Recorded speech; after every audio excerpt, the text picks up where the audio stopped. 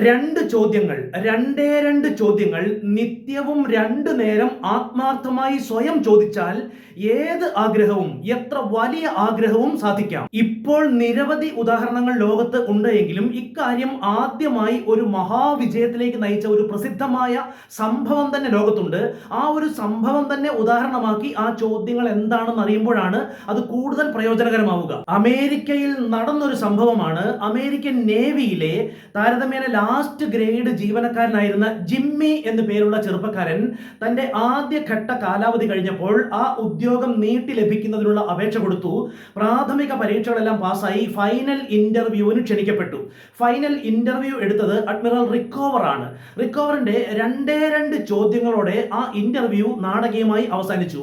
ഒന്നാമത്തെ ചോദ്യം ഇതായിരുന്നു: Jimmy, did you do your best? അതിനർത്ഥം നിങ്ങൾക്കറിയാം, നിന്റെ കഴിവിന്റെ പരമാവധി പരിശ്രമിച്ചുവോ എന്നാണ് ചോദ്യം. അതായത് നിന്റെ സ്വന്തം ജീവിത ലക്ഷ്യങ്ങൾ നേടിയെടുക്കുവാൻ, അത് എന്ത് തന്നെയാകട്ടെ, നിന്റെ സ്വന്തം ജീവിത ലക്ഷ്യങ്ങളും സാമ്പത്തിക ലക്ഷ്യങ്ങളും ഉൾപ്പെടെയുള്ള നിന്റെ എല്ലാ ജീവിത ലക്ഷ്യങ്ങളും നേടിയെടുക്കുവാനായി നിനക്കുള്ള കഴിവുകൾ അതിന്റെ പരമാവധി പരിശ്രമിച്ചുവോ എന്നാണ് ആ ചോദ്യം. ഇപ്പോൾ ഇത് കേട്ടുകൊണ്ടിരിക്കുന്ന നിങ്ങൾ ഓരോരുത്തരോടും ഞാൻ ഈ ചോദ്യം ഒന്നുകൂടെ ചോദിക്കുകയാണ്: did you do your best?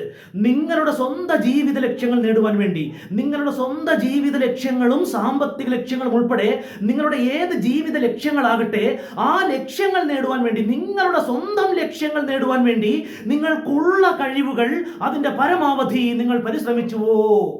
എന്താണ് നിങ്ങളുടെ സത്യസന്ധമായ ഉത്തരം? നോ അഥവാ ഇല്ല എന്നാണ് നിങ്ങളുടെ ഉത്തരമെങ്കിൽ ജിമ്മിയുടെയും ഉത്തരം അത് തന്നെയായിരുന്നു, നോ, ഇല്ല.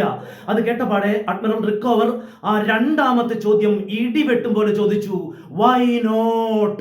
എന്തുകൊണ്ടില്ല?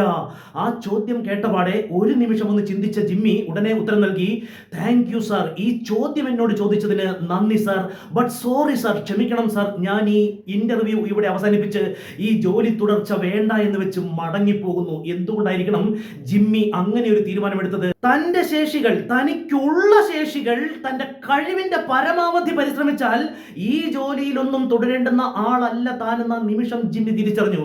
ജിമ്മി പിന്നീട് പലപ്പോഴും പറഞ്ഞിട്ടുണ്ട്, ആ രണ്ട് ചോദ്യങ്ങളും, പ്രത്യേകിച്ച് രണ്ടാമത്തെ ചോദ്യം ജീവിതത്തിൽ ഒരിക്കലും മറക്കാൻ കഴിഞ്ഞിട്ടില്ല എന്ന്.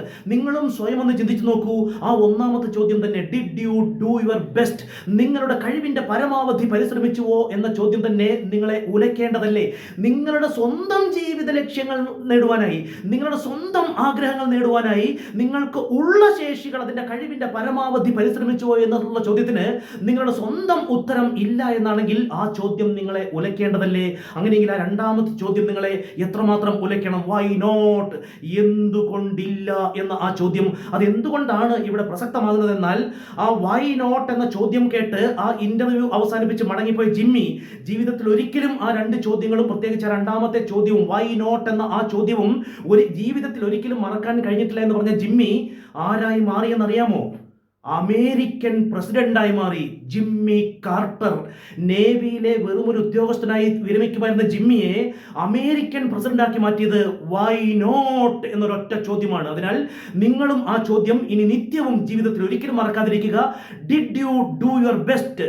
നിങ്ങളുടെ ആഗ്രഹങ്ങൾ നേടുവാൻ വേണ്ടി, നിങ്ങളുടെ സ്വന്തം ജീവിത ലക്ഷ്യങ്ങൾ നേടുവാൻ വേണ്ടി നിങ്ങളുടെ ശേഷികൾ, നിങ്ങൾക്ക് ഉള്ള ശേഷികൾ, അതിന്റെ കഴിവിന്റെ പരമാവധി നിങ്ങൾ പരിശ്രമിച്ചുവോ എന്ന് സ്വയം ചോദിക്കുക. ഇല്ല എന്നാണ് ഉത്തരം എങ്കിൽ ആ രണ്ടാമത്തെ ചോദ്യവും സ്വയം ചോദിക്കുക: വൈ നോട്ട്? എന്തുകൊണ്ടില്ല? ഈ രണ്ട് ചോദ്യങ്ങളും നിത്യവും രണ്ടു നേരം സ്വയം ആത്മാർത്ഥമായി ചോദിച്ചാൽ ഏത് ആഗ്രഹങ്ങളും, എത്ര വലിയ ആഗ്രഹങ്ങളും നേടാൻ നിങ്ങൾക്കും കഴിയും. ഇന്ന് സംസാരിച്ച ഈ വിഷയത്തെക്കുറിച്ചുള്ള നിങ്ങളുടെ അഭിപ്രായങ്ങൾ കമന്റിൽ അറിയിക്കണമെന്ന് അഭ്യർത്ഥിക്കുന്നു. ലൈക്ക് ചെയ്യാനും ഓർക്കുമല്ലോ. Thank you.